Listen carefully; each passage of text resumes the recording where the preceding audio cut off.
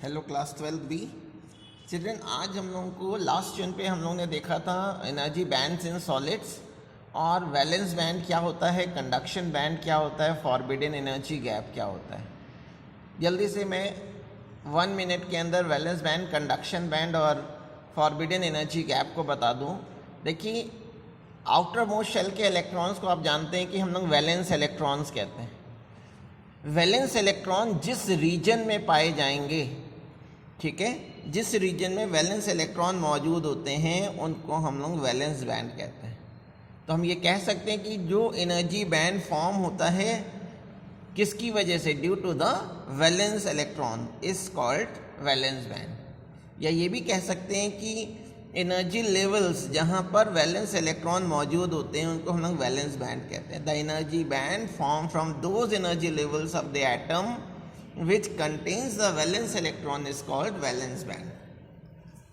और valence band के just ऊपर कंडक्शन बैंड होता है। कंडक्शन बैंड में फ्री इलेक्ट्रॉन्स होंगे जो वैलेंस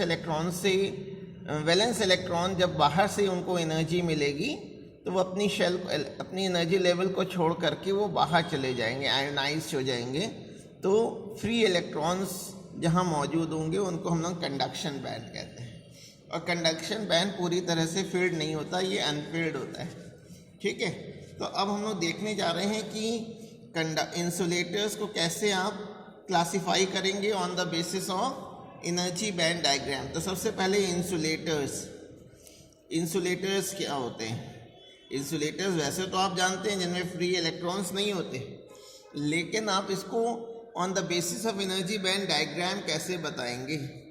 जब कभी भी वैलेंस बैंड और कंडक्शन बैंड के बीच का, मैं यहाँ डायग्राम बना रहा हूँ, ये मैंने वैलेंस बैंड दिखा दिया जिसपे वैलेंस इलेक्ट्रॉन्स होंगे, वैलेंस बैंड। और अगर वैलेंस बैंड और कंडक्शन बैंड के बीच का forbidden energy gap 7 electron volt का होता है। 7 इलेक्ट्रॉन वोल्ट। कुछ बुक में आपको लिखिएगा मिलेगा मोर देन 3 इलेक्ट्रॉन वोल्ट, तो वो भी सही है, ठीक है। तो इस तरह के जो सब्सटेंस होते हैं उनको हम लोग इंसुलेटर्स कहते हैं।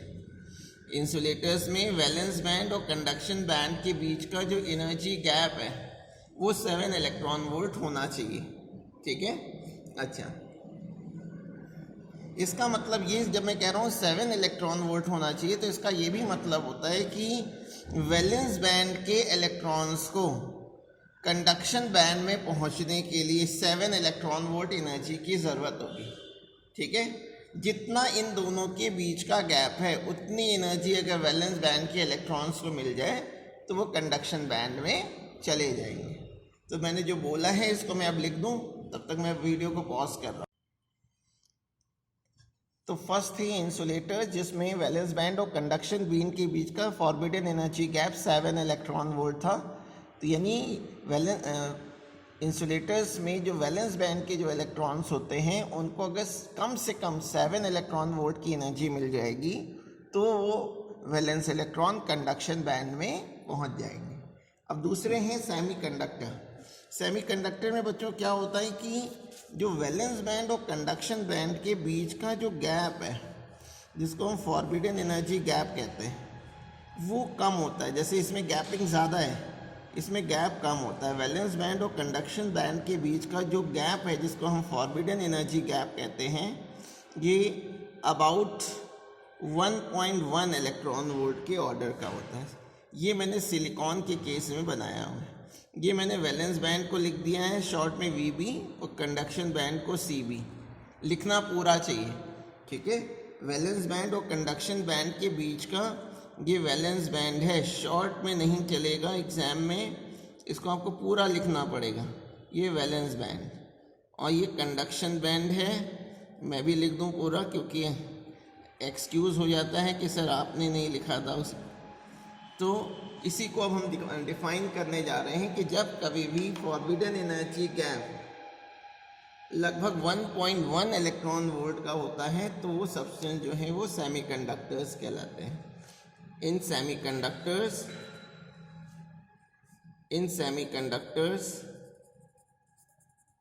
the forbidden energy gap, the forbidden energy gap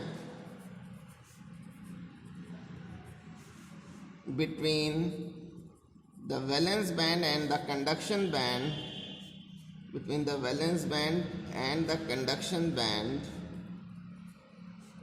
is about 1.1 electron volt.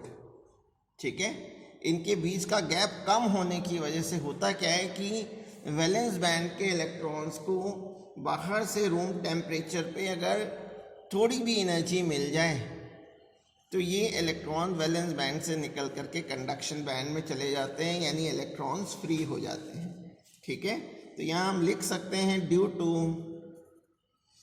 To smaller with, जो गैपिंग है उसी को मैं विथ बोल दे रहा हूँ, चौड़ाई बोल दे रहा हूँ, due to smaller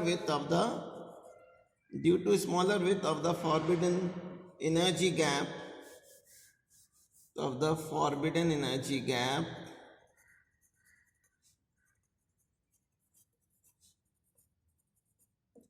the electron in valence band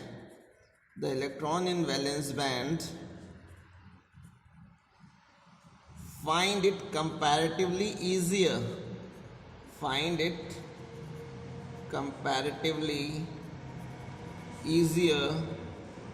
to shift to the conduction band, insulators में पॉसिबल नहीं होता, क्योंकि इंसुलेटर्स में जो वैलेंस बैंड और कंडक्शन बैंड के बीच का जो गैप है वो बहुत ज़्यादा होता है, 7 इलेक्ट्रॉन वोल्ट का होता है। इतनी एनर्जी इजीली प्रोवाइड नहीं की जा सकती, इसीलिए इंसुलेटर्स में कंडक्शन नहीं होता। ये चिल्ड्रन, थर्ड हमें देखना है कंडक्टर्स क्या होते हैं।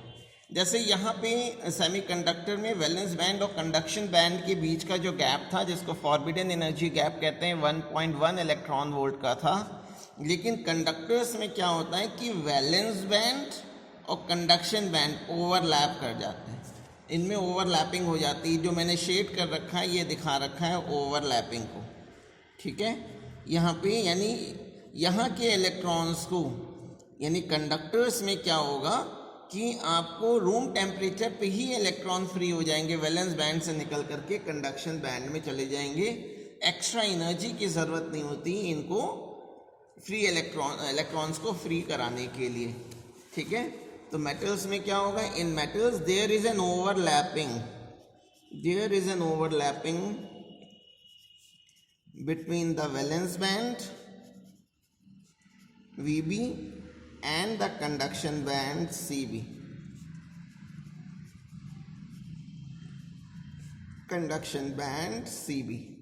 वैलेंस बैंड और कंडक्शन बैंड के बीच में ओवरलैपिंग हो जाती है। ठीक है, सो जैसे ही आप इलेक्ट्रिक फील्ड अप्लाई करेंगे, when electric field is applied,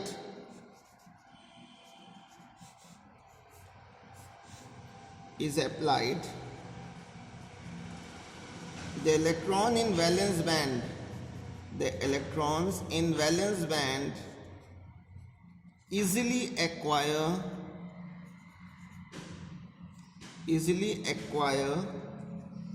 additional energy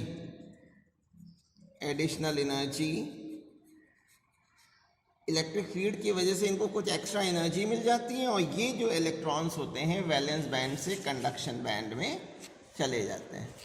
energy and move to the conduction band without, कोई गैप तो है नहीं तो लिख सकते हैं without crossing any energy gap।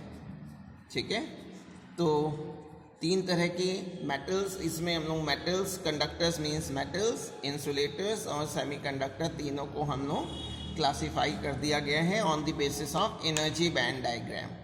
ठीक है, तो ये याद रखिएगा कि मेटल्स में वैलेंस बैंड और कंडक्शन बैंड के बीच में ओवरलैपिंग हो जाती है, इसलिए जैसे ही इलेक्ट्रिक फील्ड अप्लाई करते हैं जो इनको एनर्जी मिलती है उस एनर्जी से ये जो है कंडक्शन बैंड में पहुंच जाते हैं, क्योंकि इनके बीच में कोई गैप ही नहीं होता। सेमीकंडक्टर में जो गैप होता है वो 1.1 इलेक्ट्रॉन वोल्ट का होता है, ठीक है। तो इनको जब गर्म करते हैं तो ये एनर्जी एक्वायर करके वैलेंस बैंड से कंडक्शन बैंड में चले जाते हैं। लेकिन जो इंसुलेटर्स होते हैं उसमें फॉरबिडन एनर्जी गैप बहुत ज़्यादा होता है, बहुत ज़्यादा होता है, जिसकी वजह से वो एनर्जी सप्लाई करने पे भी इलेक्ट्रॉन्स कंडक्शन बैंड में नहीं पहुंच पाते।